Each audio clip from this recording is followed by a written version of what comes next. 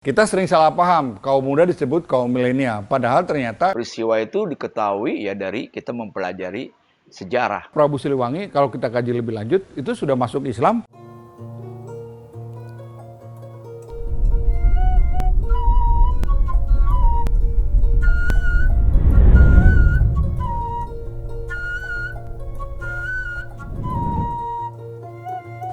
Assalamualaikum warahmatullahi wabarakatuh. Sampurasun, Om Swastiastu, Namo Buddhaya, salam damai sejahtera. Saudara-saudara sekalian, alhamdulillah ini sore kali ini kita mulai perdana program talk show pada yang diprogram oleh Siliwangi TV. Kita akan mengangkat tema Uga Wangsit Siliwangi dan mitos Pajajaran Anyar. Tentunya dengan kontekstualisasi ya, bukan hanya sekedar perdebatan sejarah atau dan sebagainya. Dan ini adalah kelanjutan daripada ngaji freestyle yang sering kita lakukan di rumah Kang Dopi ya. Ngaji freestyle yang di Kang Dopi ini sembunyi nih, nggak mau muncul. Nah, jadi memang bebas saja ya. Cuma saya akan bawa prolog ya, sampaikan prolognya. Jadi kenapa kita angkat maunya sih kerennya mah ngebahas bedah buku ini Sad ya. Bedah buku Tafsir Wangsit Siliwangi dan Kebangkitan Nusantara. Karya Nang Rokajat Asura. Buku ini sudah terbit sejak tahun 2016 ya. Tetapi sampai sekarang ternyata kajian konten-konten di media sosial itu sangat banyak sekali ya, termasuk di YouTube juga tentang Prabu Siliwangi, Uga Wangsit Siliwangi dan sebagainya. Tentu ada magnet tersendiri, daya tarik sendiri. Nah, tapi kita akan mencoba pendekatan yang agak berbeda ya, karena kita mencoba untuk menggali esensinya, bukan lagi perdebatan sejarahnya, tapi esensi pesannya apa, lalu kontekstualisasinya di zaman sekarang kekinian itu apa gitu ya. Kebetulan alhamdulillah di samping kanan saya ini Ustadz Mansur, kalau populernya Mansur Abi Gina ya, bapaknya Gina, seorang ustazah pluralis, ustazah pluralis dari dari Bogor, kalau ustazah perempuan. Sebelah kanan saya, sebelah kiri Kang Rasid ya. Beliau ini pupuhnya grup Aruna Kala yang biasa diskusi dengan kami ya di rumah atau di mana aja, bahkan di perjalanan juga ya. Sebelahnya lagi Kang Husin ya, mungkin mewakili Husin ya. Husni, Kang Husni mewakili kaum milenial dari kelompok Aruna Kala. Ini dua mungkin masih milenial, kalau kita ini udah udah kelewat ya, milenium kedua, ini milenium ketiga. Oke. Baik. Uga Wangsit Siliwangi ini memang terkait dengan masalah milenial, ya. Karena milenial itu kan artinya milenium. Nah, kita sering salah paham, kaum muda disebut kaum milenial. Padahal ternyata seharusnya kaum yang memang generasi yang dihadirkan untuk milenium ketiga. Karena kita sudah memasuki milenium ketiga.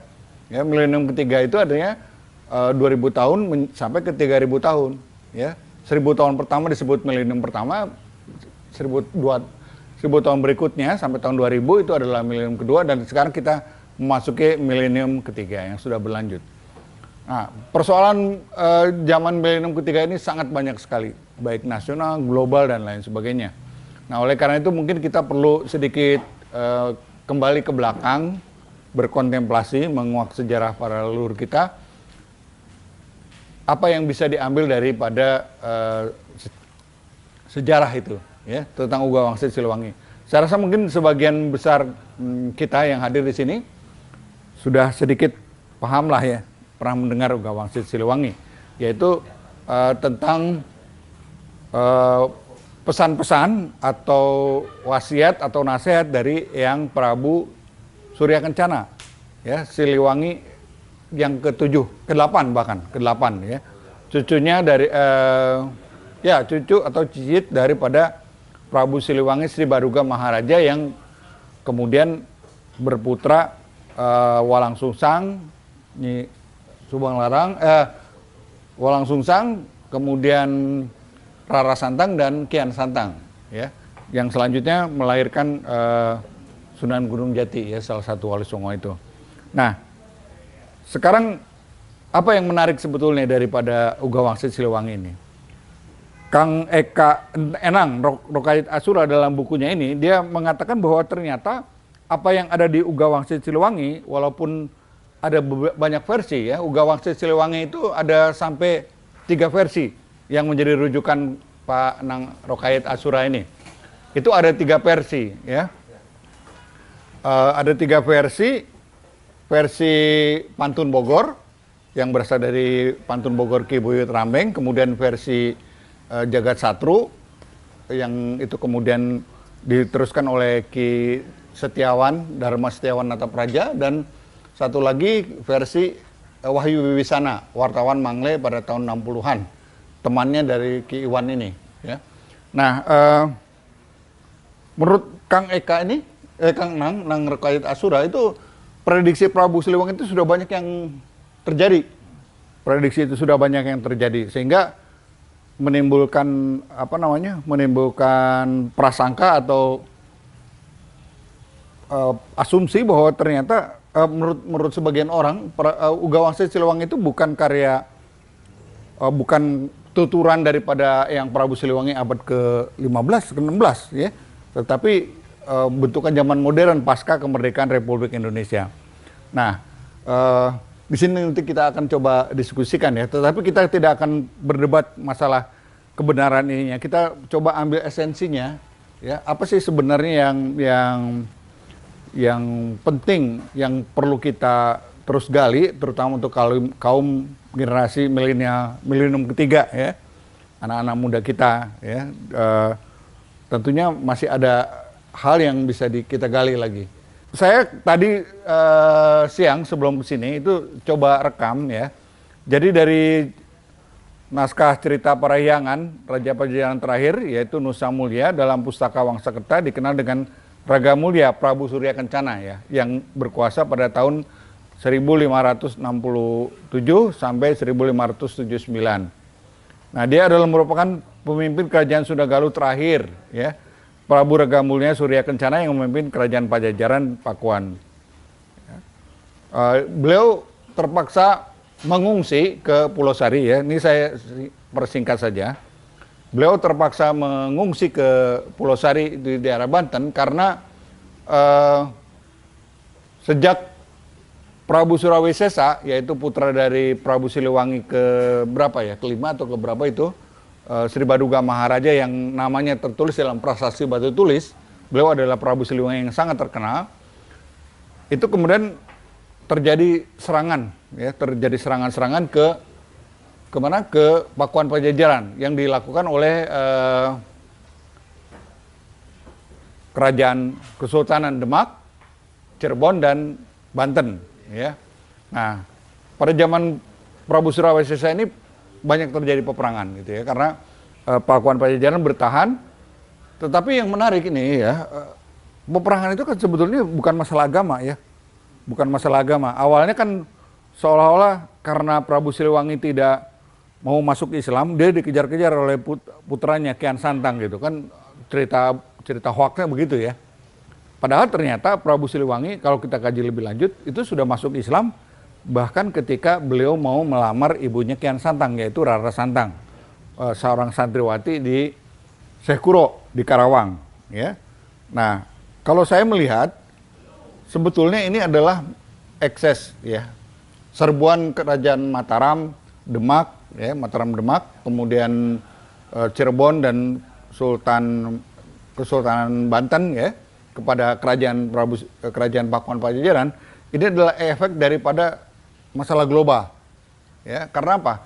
Karena sejak zaman Prabu Siliwangi yang Sri Baduga Maharaja itu beliau sudah melakukan kerjasama perdagangan dengan Portugis, ya, kerjasama perdagangan dengan Portugis. Nah, sementara kesultanan Islam yang muncul menggantikan menggantikan Majapahit di Demak, kemudian kerajaan Cirebon dan Kesultanan Banten, ini adalah kerajaan Islam yang mungkin berafiliasi dengan Turki Utsmaniyah. Nah, kita ingat bahwa di Eropa dan di Timur Tengah itu terjadi perang salib selama 700 tahun lamanya. Ya. Terjadi perang salib selama 700 tahun lamanya, di mana raja-raja Kristen di Eropa itu dihasut oleh Knight Templar yang sebetulnya mereka ini adalah Yahudi Khazarian, Askenazi, untuk berperang dengan kerajaan-kerajaan atau kesultanan-kesultanan Islam di Timur Tengah. Nah, efek itu kemudian datang ke Indonesia, ya, di mana Portugis ini katakanlah mewakili dendam tentara salib, raja-raja Eropa. Sementara di Indonesia kemudian muncul kesultanan-kesultanan Islam. Urusannya perdagangan sebetulnya, urusannya perdagangan karena kaum Crusader, ya, kaum Crusader ini pun awalnya adalah mereka menciptakan peperangan salib itu antara dunia Islam dengan dunia Barat hanya untuk mengambil keuntungan dari perdagangan emas dan penguasaan keuangan, masalah keuangan gitu, dan penguasaan sumber daya alam. Nah, karena Prabu Siliwangi yang sudah bekerja sama dengan Portugis, dianggapnya berpihak kepada musuh umat Islam sehingga akhirnya diperangi. Jadi ekses, ya. Di satu sisi mungkin memang terjadi proses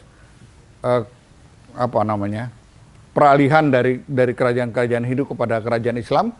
Kemudian ada bekas kerajaan yang belum Islam, yaitu Pakuan Pajajaran, yang walaupun yang Prabu Siliwangi sudah masuk Islam, tapi mungkin secara keseluruhan masih bekerja sama dengan Portugis dan sebagainya. Nah, inilah ekses seperti itu. Nah, kemudian kembali ke terakhir itu pas ketika generasi berikutnya setelah Prabu Surawisesa itu ada beberapa raja-raja Prabu Siliwangi yang berikutnya ke-6 dan ke-7, tetapi karena kualitas pribadinya tidak sehebat Prabu Siliwangi yang pertama dan Prabu Surawisesa, maka secara jujur para pujangga Sunda pun mencatat, ya, bagaimana misalnya Prabu Sakti mempunyai cacat moral misalnya dalam masalah skandal ini, kemudian ada lagi yang lain. Nah, tetapi pas terakhir sebelum yang Prabu Surya Kencana Siliwangi yang terakhir itu sudah susah memperbaikinya, maka kemudian beliau memilih tidak melanjutkan kerajaan Pajajaran dan memilih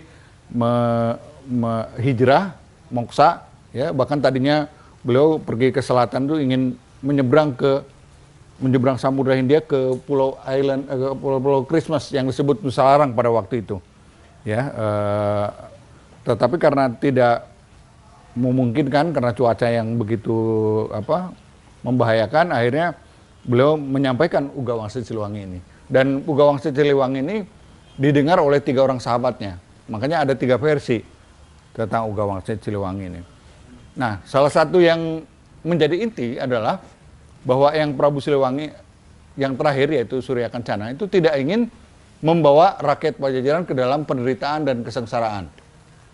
Beliau memilih meninggalkan urusan dunia dan mempersilahkan rakyatnya untuk memilih mau ke arah timur mengikuti penguasa baru dari kesultanan Islam atau mau ke utara ke perdagangan yang kemudian bertemu dengan penjajah barat, atau ke sebelah barat ke daerah barat, ya, ke Pulau Sari dan sebagainya, atau ke selatan. Yang ke selatan ini tidak ikut siapa-siapa. Nah, tetapi beliau berpesan bahwa walaupun sekarang Pajajaran sudah runtuh pada waktu itu, ya, abad ke-15-16 atau tepatnya 1579, beliau memberikan nasihat kepada rakyatnya untuk mencari kebaikan, untuk berbuat baik, untuk tidak dendam kepada para penyerang dan lain sebagainya, dan selalu mempersiapkan diri dengan kebersihan hati, ya. Maka salah satu wasiat atau pesan dalam Uga Wangsit Siliwangi itu adalah teangan eta budak angon, ya, carilah budak angon yang kemudian bekerja sama dengan budak jangkotan, ya, untuk melawan budak kuncireng. Nah, ini adalah simbol-simbol, ya. Budak angon itu nanti bisa kita diskusikan apa itu budak angon, apakah angon kebo, ya, apakah ngangon apa, ya, disebutnya di Uga Wangsit Siliwangi disebutnya ngangon kalakai, rokrak jeung kalakai, ya, Kang, ya. Nah, rokrak jeung kalakai itu. Nah, ini adalah sebetulnya simbol. di mana rokrek dan KK itu dulu digunakan sebagai alat tulis, ya, alat menyimpan memori dan sebagainya, daun lontar, ya, dengan batang-batang kayu yang tajam dan sebagainya. Nah, kemudian juga yang Prabu Siliwangi Surya Kancana, ya, Raga Mulia Surya Kancana itu juga memprediksi bahwa suatu saat setelah 500 tahun sejak itu akan muncul kembali Pajajaran Anyar. Bukan kerajaan Pajajaran yang pada waktu itu, bukan kelanjutan juga, tetapi Pajajaran Anyar yang terbentuk karena obahna zaman gitu ya. Terjemahan bebasnya begitu. Karena obahnya zaman, karena perkembangan zaman. Ya, dengan dipimpin oleh seorang ratu adil, ratu atau penguasa yang menegakkan keadilan dan seperti itu. Nah, ini sangat relevan gitu. Baik, mungkin itu saja dulu pengantar Kang. Enggak, Ustaz, nyambung. Ya kalau menurut saya kan apapun sejarah apapun juga, kalau kita bacanya dengan pikiran positif, itu akan menjadi sesuatu yang positif. Yeah. Karena kan sejarah ini adalah alat rekonstruksi untuk mengetahui sebuah peristiwa. Yeah. Peristiwa itu diketahui ya dari kita mempelajari sejarah, termasuk sejarah Prabu Siliwangi. Banyak yang tidak paham sejarah lokal. Banyak yang tidak paham sejarah kearifan lokal. Nah, oleh karena itu dibutuhkan mediator yang canggih, yang brilian, yang jenius agar ajaran-ajaran Prabu Siliwangi yang dahsyat ini bisa tersampaikan di kalangan milenial. Misalkan mencari tokoh milenial yang digandrungi di satu tempat misalkan. Nah, kita bisa meminjam tangan mereka dengan catatan orang itu diberikan kuliah dulu, diberikan semacam kayak pengetahuan dulu informasi tentang Prabu Siliwangi. Sehingga ketika menerangkan Prabu Siliwangi, sejarah Prabu Siliwangi ke kalangan anak muda, maka anak muda lah yang sebagai penyampainya. Kalau dalam istilah dunia dakwah, khatibun nasa ala qadri uqulihim ya. Jadi sampaikanlah sesuatu itu sesuai dengan pemahamannya gitu. Ya. Kalau ini maaf dipotong nih. Apa sih pentingnya sejarah menurut Islam tuh, menurut Al-Quran? Kan Ustadz nih, lulusan pesantren. Penting. Al-Quran kan bicara sejarah. Hampir sebagian besar di Al-Quran. Banyak di Al-Quran dikupas sejarah. Hadis juga kan membaca tentang sejarah. Tidak hanya sejarah umat Islam saja yang harus dipelajari ya. Sejarah itu sangat fundamental. Artinya setiap manusia harus mencintai sejarah. Kalau seseorang tidak mencintai sejarah, benci sejarah, dia akan dibodohi oleh dunia informasi sejarah itu sendiri. Dia akan digulung oleh informasi sejarah yang hoax gitu. Nah, gimana supaya orang tidak menyerap sejarah yang hoax? Ya kita menciptakan sejarah yang sebenarnya. Menciptakan atau menggali, mengungkap kembali? Menggali, menciptakan, karena kan selalu yang namanya sejarah pasti ada pro dan kontra. Yeah. Apapun juga. Nah, kita mencoba kalau bisa mengetengahkannya itu dari dua sudut pandang. Sudut yang kontranya, sudut yang pro-nya. Artinya apa? Kita lebih banyak menyajikan, bukan mendoktrin. Nah, sehingga kalangan anak muda itu dia bisa mencari, apalagi sekarang kan dunia YouTube ya. Orang tinggal bisa searching Google, kita kagak bisa bohong tuh. Orang langsung tuh, ketika orang yang cerdas, ketika dia ngomong dicek, ya. Begini-begini, dia langsung mencari yang kantornya. Nggak bisa sekarang dunia era digital ini dunia yang sangat terbuka, nggak bisa bohong aja pokoknya, ketahuan aja pokoknya sekarang. Mau searching apa aja ada. Nah, itu kita sampaikan kepada mereka itu tentang sejarah tentang Prabu Siliwangi, apa misalkan akhlaknya, atau mungkin perlu riset. Nah, nanti dari riset itu kita bisa mempetakan kayaknya sudut pandang ini loh yang kaum milenial suka. Nah, jadi karena saya backgroundnya komunikasi, menyampaikan sesuatu itu bukan bagus menurut kita, tapi bagus menurut orang yang mau kita sampaikan. Oke, jadi kalau kata istilah koki itu, ya kita bikin masakan jangan enaknya menurut kita, tapi menurut orang yang mau makan sama yang mau beli. Kira-kira itu aja dulu awalnya, nanti berkembang diskusinya. Baik. Orang Sunda itu sudah tauhid sejak dulu. Sejak sebelum Islamnya Nabi Muhammad. Sebetulnya kan Islam itu sejak Nabi Adam pun Iya. sudah Islam. Oh iya. Artinya informasi tentang Allah itu satu, Tuhan itu satu, itu sejak Nabi Adam, bukan sejak Nabi Muhammad. Makanya Badri Kanekes mengklaim bahwa mereka itu Iya. nabinya Nabi Adam gitu ya. Iya.